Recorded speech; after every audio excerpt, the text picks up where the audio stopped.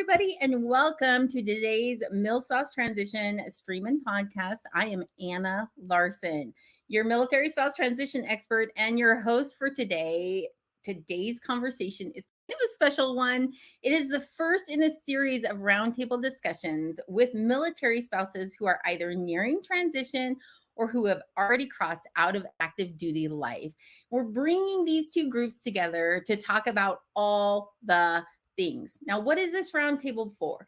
The first thing this roundtable specifically is for is to celebrate being a military spouse today on Military Spouse Appreciation Day. Yay! I'm gonna give myself a little cheer there. Second, it's to give other military spouses insight into what the life of a transitioning military spouse looks like, whether that be still in active duty, getting ready to leave, and or after the fact, and the life that you dreamed, is it really what is happening? Is that what reality looks like once you've left active duty service? So I am excited to just start by bringing in my three guests for the evening. The first of which is Maria Reed. Hi, Maria. I'm so glad to see you here. Our second is Genevieve Kruger. Hi, Genevieve. And our third is Heidi Dindial. And Heidi and Maria and Genevieve are three of my favorite military spouses. Throw that out there. Thank you guys so much for being here on this first MilSpouse Transition Roundtable. Thank you for having us. All right. So I thought that we would start today with just by asking the question, like, what have you loved or what do you love about being a military spouse? And I think we're going to start. It's like a spinner, right? Like, is there anybody that wants to be like, I want to go first? Look, Maria, you doing that just made me say, I think Maria wants to go first. Maria, let's start with you, since you are the first also clockwise to me on this roundtable. Can you tell us, like, what have you loved about being a military spouse? I know, I feel like I have to think about it a little bit, but what I love about being a military spouse is meeting other military spouses, because I think we just get it. There's not a lot of conversation that has to happen. It could be as simple as a look and they're like, oh yeah, I know exactly. You PCSing? Are you doing that? They get me. And that is one of the things I think I love the most, is just finding a lot of like-minded people. So yeah, that's my answer. I'm sticking to it. Okay, so I totally forgot. I just jumped right in because I know you guys so well, but I totally forgot to have you introduce yourself. So we're going to actually back up for just a minute. And Maria, so other military spouses even know who you are. Can you start and tell us, who are you? What do you do? Like, just a little tiny bit about yourself. All the things. So I was like, picture in the back, perfectly put there, husband, Army. So I'm a military spouse of over 20 years. My husband is actually getting ready to retire. We are less than a year away from retirement. I am the producer and creator of the TV show Moving with the Military. We honor military families with surprise home makeovers. I am now a military mom. My son enlisted in the military, active duty Army, and I'm also the mother of a college student who wants to be a forensic psychologist. I have a dog and a cat, and life is crazy, but wonderful. Yeah, I love it. Okay, Genevieve, tell us a little bit, introduce yourself and tell us a little bit about where you are. All right. Well, hello, everybody. My name is Genevieve Kruger. My husband and I have been married almost 18 years this July. Chris retired out of the Army after 22 and a half years on December 2022. So we are about a year and a half out in our transition. I have two beautiful girls, 14 and 11. So I'm in a new stage of mommyhood. One's getting ready to go to high school next year. Another one stepping up to middle school. So need all the help and prayers and advice. But we retired out of Fort Drum, New York, and we wanted to move back down south where we were warm. So we felt God led to Huntsville, Alabama. And so this is where we have decided to hang our hat. And I am now working for a wonderful company called PZI International. The human capital based solution company, and I'm a people development specialist. So, hi, I'm Heidi. I live in Virginia Beach, Virginia. My husband retired last August out of the Navy after almost 23 years, just shy. We've been married for 21 years. We have a son that is in college. He will graduate next year with a degree in cybersecurity. And then we have a daughter who is in high school, freshman year. So it is crazy. I will give you that much advice, like brace yourself. Thank you. We have 2 dogs. They keep us pretty busy. Those are our post-retirement animals that we have now. That's interesting. And we actually stayed here after we retired because we loved it so much. Yeah, thank you, Heidi. And then just so you guys know a little bit about me, Anna Larson. My spouse retired 3 years ago on April Fool's Day. I know it's a big joke on us, right? 3 years ago on April Fool's Day was when he went to pick up his DD-214. And that was what birthed MilSpouse Transition, that whole process of leaving active duty military life. But I also have 2 children and 2 dogs and a recent addition, a kitty cat that's been a lot of fun. She's ripping up all my furniture these days, but that's okay. I still love having her around. And we live in Central Texas. And the only reason we still live here is because we didn't know where else to go, honestly. It's kind of the way it ended up happening.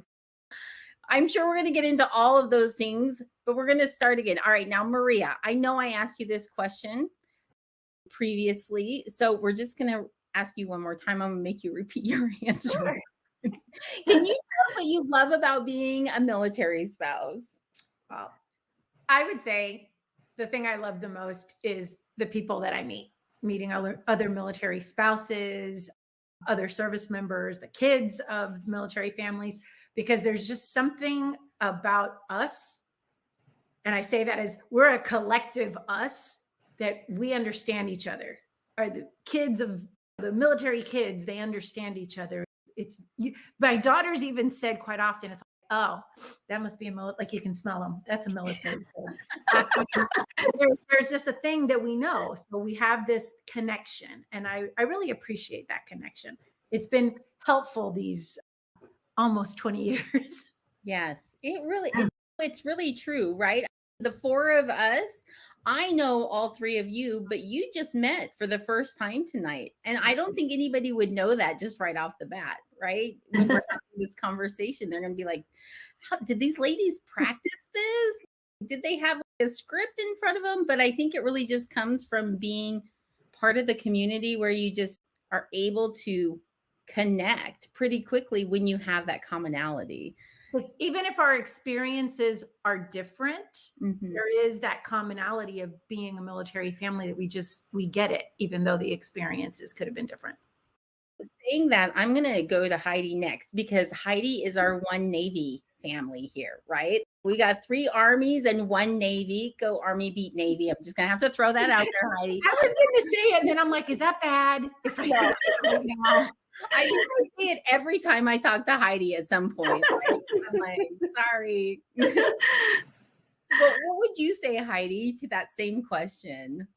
I really feel like it's exactly what Maria said. Like we come from all walks of life, all ethnicities, like all diverse backgrounds, and you put us all together and we move mountains. I think that is the one unique thing about us. And it doesn't matter. It doesn't matter if you're stationed in Washington, D.C. and your friends in California. Like whatever you need, we will make it happen. There is a person that we will find to make it happen if not.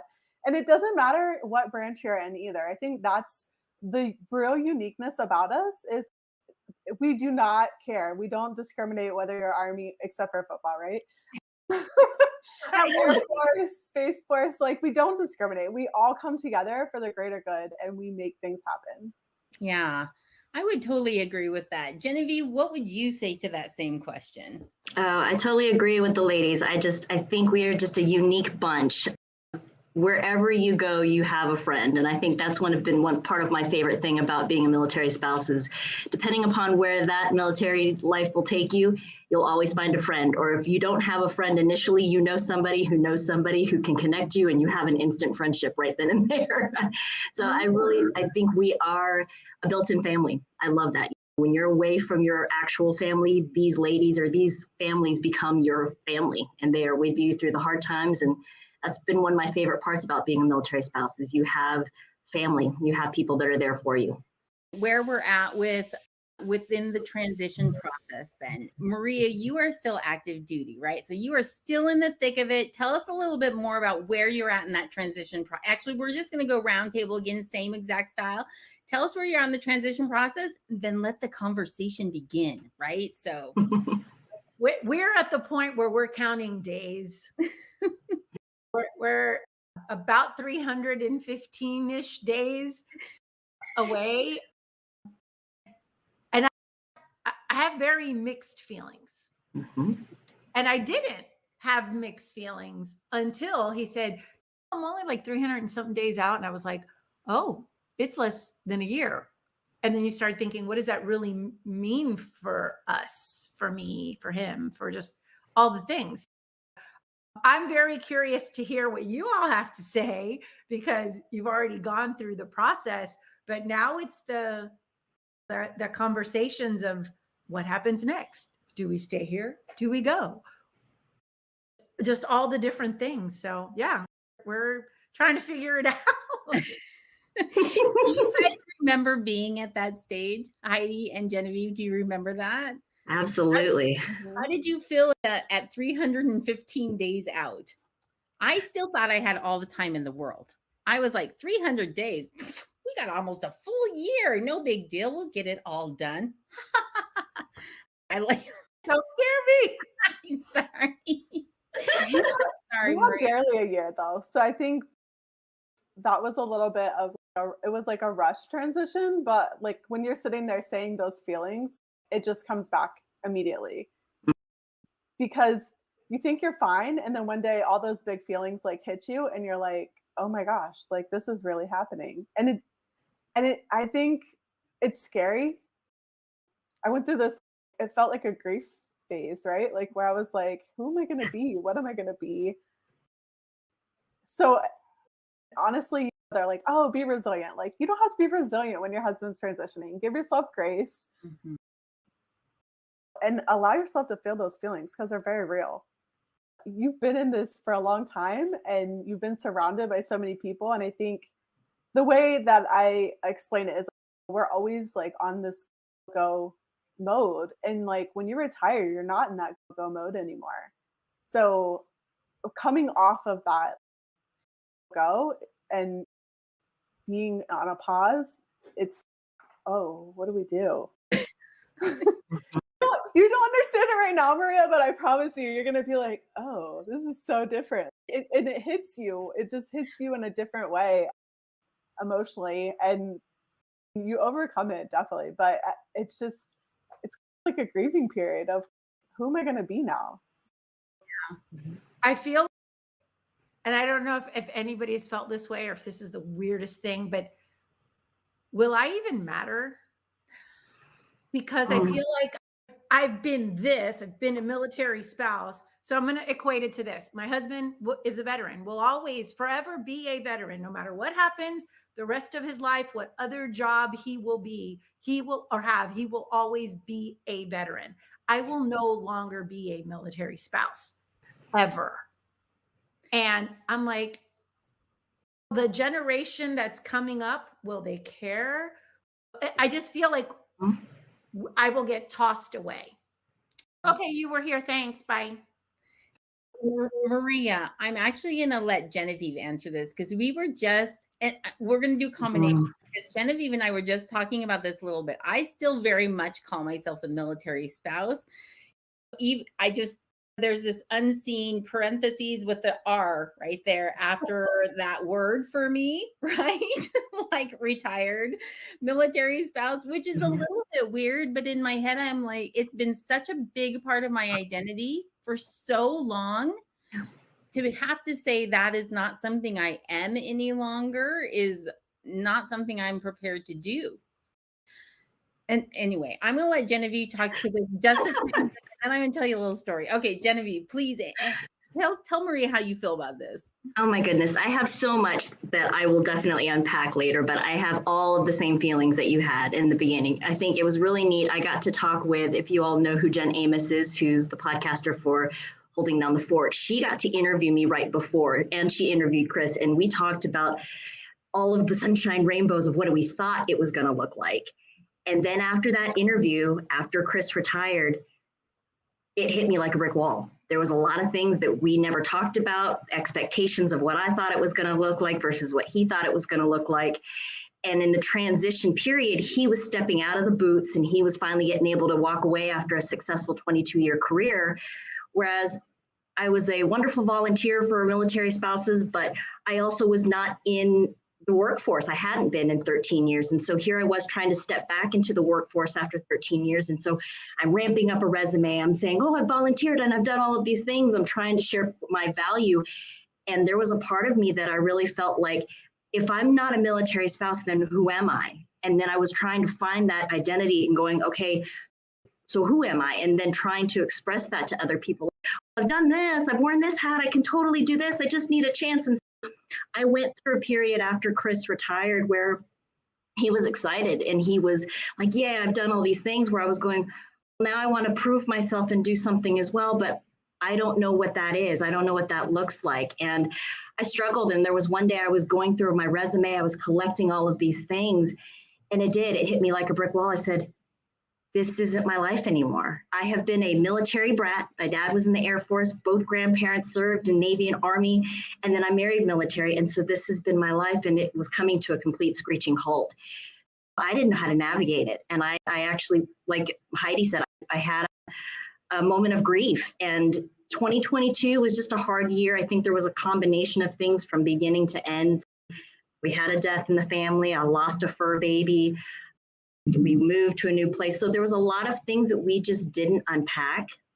And unfortunately, when it did get unpacked, I use this analogy often when I talk with people, is he was unpacking a rucksack, I was unpacking my rucksack, and all of the ugly came out and we didn't deal with it. And so we had to deal with it. And so because he wasn't going anywhere anymore and I wasn't either, we were together in the same house every day, all day. We had to finally go, okay, hold on. Who are you? This is me. Hello. So it was a lot of that was a lot to unpack for us. And I think it was harder for me. There's way more stuff I could obviously talk about later, but it was hard for me. I think just that initial identity crisis. He had that successful career, and then I was stepping into something again, and I went, wait a minute, I'm not a military spouse anymore. So what does that look like for me? I've shedded it off. I've found a job that I do well in, and it's still part of the military, so I don't feel completely out of the loop. The ladies that I work with, some are retired military. The company was founded by a retired military spouse, so I still feel a little bit of a connection. But there's those moments, like I told Anna earlier, I said, I can still shop at the commissary. I live in Huntsville, Alabama. So I have Redstone Arsenal, so I still feel a little bit of it. But then there's those moments when I'm talking to people, I'm like, not a military spouse. So it's weird for me not to be able to say that and be okay with saying, this is what I do. And this is what my husband does.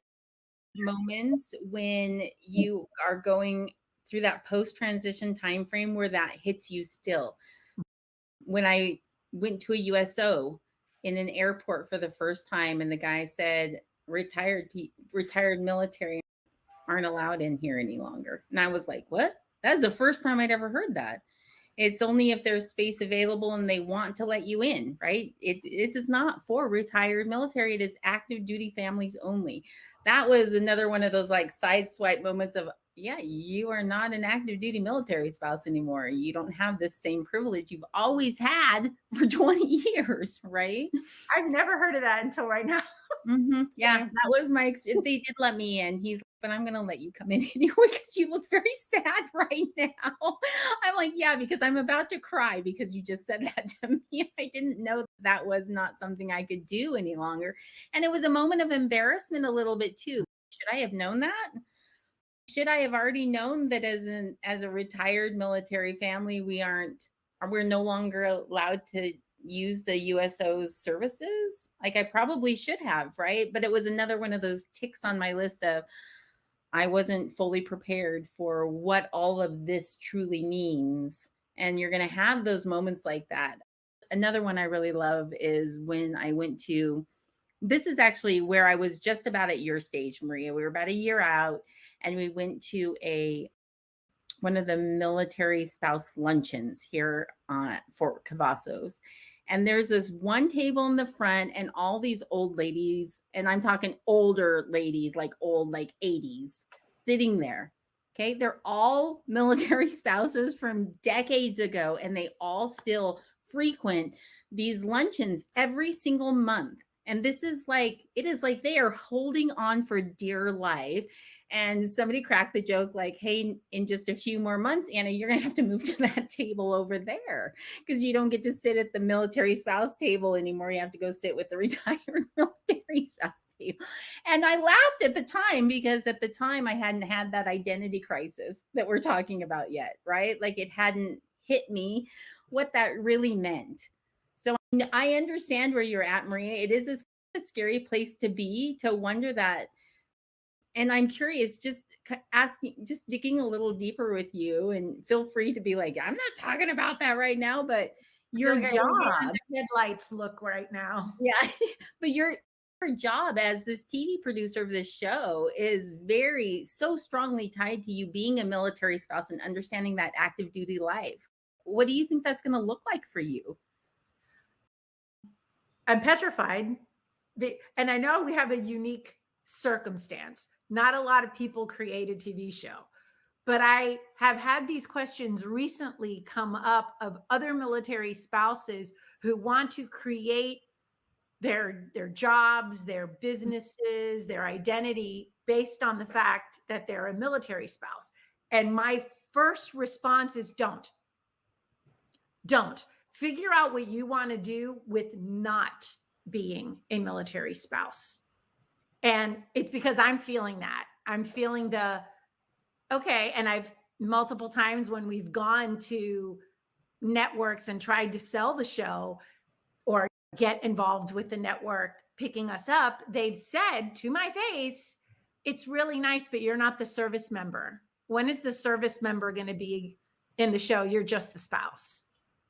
So that side has angered me, but now thinking, okay, he's going to retire. He can come over to the show. And I'm like, wow, that means we'll be working together all the time. Never, ever apart. No deployments, no TDYs, like always 24 hours together.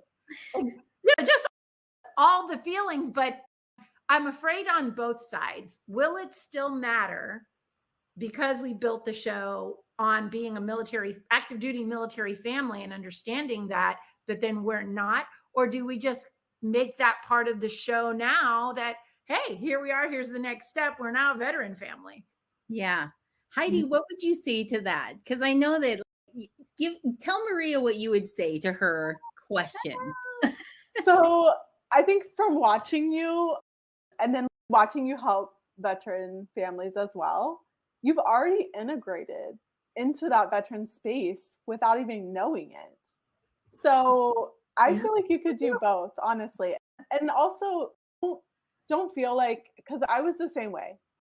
Like, what value am I going to have as a retired military spouse? But I mean, there are so many women military spouses and male military spouses, like, let's not forget about them, that are struggling post-pandemic because they don't have those connections, and they don't understand the lifestyle. The new military spouses that are coming in, we have so much to offer them, so much wisdom that we've gained, and they can give it back. So I think don't discredit your experience and the fact that you're already in the space and you're giving back to veteran families without even knowing it. Thank you. Yeah. Sorry.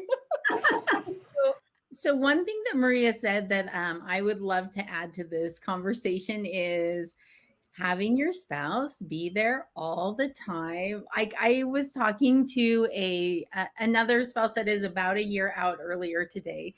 And I said something about, I don't know how many times a deployment has probably saved my marriage, right? Been tongue in cheek, but okay, let's be honest, right? There have been times when the fact that I knew he was going away for 365 days was a good thing. I was like, goodbye, let me help you pack up. All right, here we go. And then you see what I'm saying? These are the conversations that we can have, and we don't like judge each other. We don't feel weird about it. We're like, no, yeah, I completely understand that. I'm so glad because clearly I have no problem saying that out loud, right? And he knows that as well. And we've actually talked about it. But Genevieve, one of the things you mentioned was 2022 was your year of looking at each other and being like, you're not going anywhere. And now we have to decide if we still like each other, right? Yeah. Yeah. And if we still fit together as a couple and as in this new whatever we're creating unit, right? Because we've always fallen back on that next PCS move, new friends we're going to make, their new job that they've got to roll into, our new community that we've got to find and fit into, work if we're working. We are able to roll into these new things, and it lets us just compartmentalize and brush to the side some of those big pieces. Yeah. So what would you, Heidi, let's start with you this time. What would you say to just even what this conversation in general, that idea of you're making that new life with your spouse and having to be like, this is now us. So my husband was off to sea for almost 18 years, duty total out of almost 23-year career. Yeah. So he missed like all milestones, all things. And now he works remotely and I work remotely. So we're in the house a lot together. That will teach you a lot about a person and test your patience and your nerves. I was going to say patience. I think, honestly, we've had to relearn each other. And it sounds so weird. You're like, relearn each other. But just like having those like conversations about all kinds of things that we never thought about before. Because I think like when they would come home, it'd be like, okay, we're going to get your clothes ready, get ready for the next thing. Also, like, you're embracing that time together. So whether they are your nerves or not, like you're embracing that time together. So you're like in this, put your family back together, do all the things before they leave again. So you're just like, your forethought is like, what's next? What's next? And then that what's next is no longer like there because it's like they're just home all the time. We're still in that phase of discovery. And he hasn't figured out what his hobbies are. Yes. So that's very interesting. I don't know. I think we're not even in, we can't say, oh, we're a year out. We're not a year out. It's just a discovery phase. Yeah. And it's like the little finite things, right? Like I was telling Anna a month ago, maybe, he was like, why can't we like make the grocery bill like less money? We can definitely budget this smaller. And I'm like, what world do you live in? So he literally went to the grocery store with me to try to make this like reduction in our grocery bill. And he just left there. Like, okay, I get it. I understand it now. But it's just things like those, right? And in my mind, I'm like, okay, here we go. And that's finances, learning how to give him some pieces of, okay, you can have, what advice? What are we going to do with the money now? Or like all of that. Like he's never been around for any of it. So now we're having to reintegrate our whole entire life and like figure out where it goes. Even our kids, they always call me, come to me. And that was a really hard piece for him because he was actually taking a road trip with our son, and our son told me the plans and didn't even tell his dad. And I remember this to this day. He came downstairs and he got really teary-eyed, and I know that I missed out on a lot of moments, but I didn't realize the impact that it made because they just bypass him all the time, even though he's in the house now constantly, not leaving. But they're not used to that. And our son, what hit him hard was that our son was like, I'm not used to you being here, Dad. And so that's been the real deal of watching them like grow a relationship, but like also like understanding that the impact of him being in the military has made. Yeah. Yeah. That hits hard, girl. That hits hard. Yeah. It really does. Genevieve, being a year out from where Heidi's at now and having been through that rediscovery process, is there something you would say to her now? What glorious advice do you want to throw out? I don't know if it's glorious advice. It's just that I think what Heidi was saying as well is, it's the role reversal. It's that talk that Chris and I both had to have, because we had agreed when he retired, he really just needed some time to detox. I think the poor guy, he's been back-to-back deployments in his career. And then he missed out, like you said, a lot of the girls' things in their younger years, all the milestones, all the birthdays. And so he really needed and wanted that time. And so I was itching to go back to work, and he just needed some time. So we had agreed that we were going to swap roles, but it was hard for me because I was mom and dad majority of the time. I had roles of all of these things. I was the one doing the grocery shopping. I was the one doing these. I knew right down to a T, okay, the girls' calendars, she's going here, she's going here. So I had all of this in line.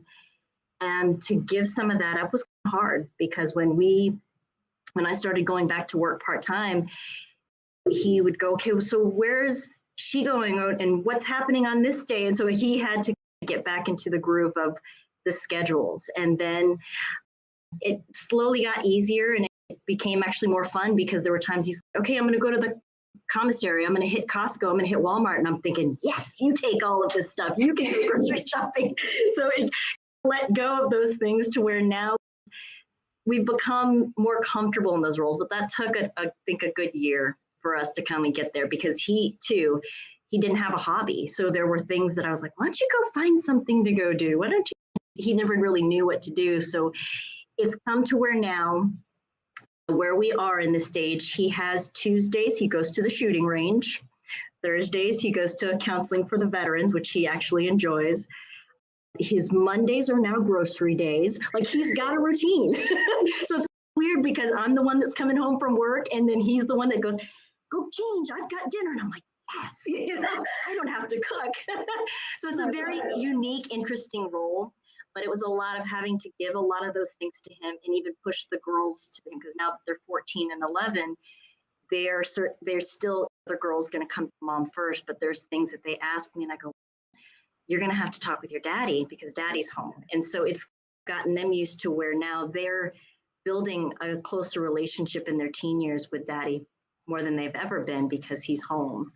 And so it's interesting to get that to where now he's got that relationship with his girls, and he's the one that is there before I am for practices and for games and things like that. So it's been a neat year to see him evolve from being constantly gone, being the hard soldier that he's come with his girls, but he's becoming a little more soft. I don't mean that in a bad way, but he's becoming a little more softer with the girls. Oh, I'm going to do this with my girls. It's been nice. It's been really nice to get over that hump. We've come a long way in a year and a half. I would only add to that from the perspective of someone that's even then another year past where Genevieve's, that role change, it's going to be one of those evolving things. Like, we tried one thing and it worked for a little bit, and then I was like, this isn't working as well. Like, it's not happening. Balls are dropping, things are happening. Let's try this instead. And so there's still that navigation of what does it still look like 3 years out. I never in my life thought I would still be thinking about like transition tasks 3 years after we had left the active duty military life. Never, ever in my life thought about that.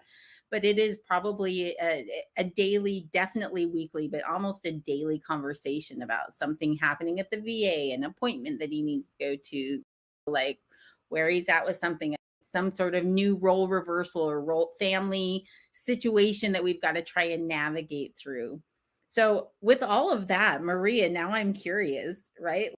What do you think of that as that military spouse that's 315-ish days out?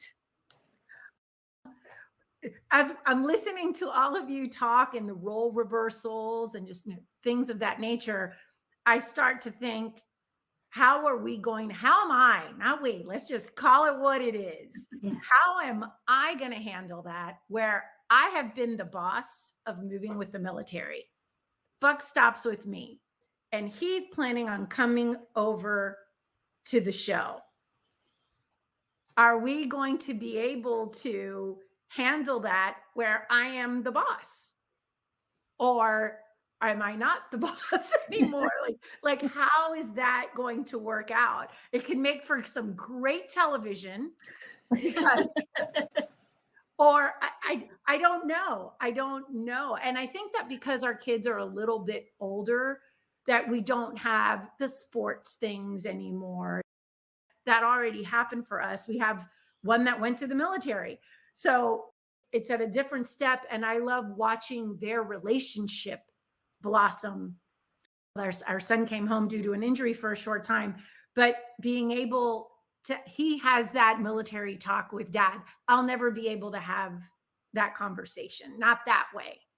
And I love seeing that. So I have these like moments that I am so excited. This is going to be great. And then I have these moments going, what am I getting myself into? Feels like the first day of the time I became a military spouse. What am I getting myself into? Yeah.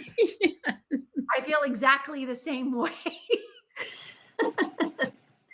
I feel like that is exactly the question for transition, right? We're at about our time where we're going to have to close this down, but that's such a good question to end on, Maria. What am I getting myself into?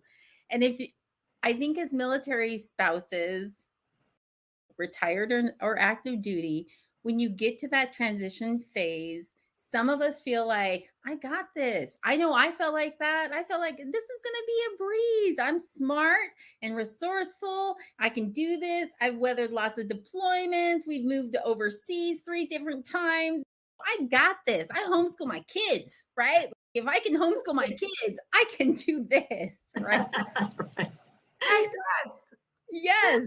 But I think what, at least what I hear tonight coming from you guys, is that it is not that easy.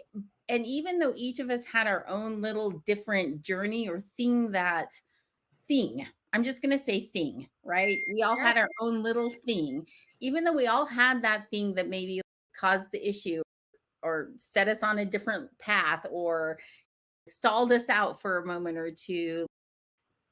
As military spouses, what do we excel at, right? We just keep chugging away until we get it right, until we get to where we need to be at it. And that's what I think I'm hearing here tonight. And I love that message. Mm-hmm. It's so true. I'm going to take all your great advice, put it all in. And then as we get closer and closer, the panic calls. Oh my gosh, we're 10 days out. I feel like in 305 days, we're going to do another one of these. Okay. And we're going to bring everybody back and we're going to be like, all right, Maria, 305 days. Here we are. How are you feeling today? Because that really is the moment of truth. Are you ready to step over into that next phase? It's a thing, because whether you're ready or not, it is going to happen. And that, I feel, is the great thing about being a military spouse, regardless of whether you're ready or not for any PCS or any deployment. It was going to happen and you were going to figure it out. Not that I have to like it. We're going to figure it out. And again, I go back to what I said in the beginning. All the people that I've met along the way, yourselves all included, I feel like it's going to be okay. And I'll have people to lean on and be able to talk to, even when I feel completely just lost in the sauce. So I'm like bracing for it, but I know you can never brace for it. What's going to happen is going to happen, and you just got to go with it. So thank you for the great advice today. Yes.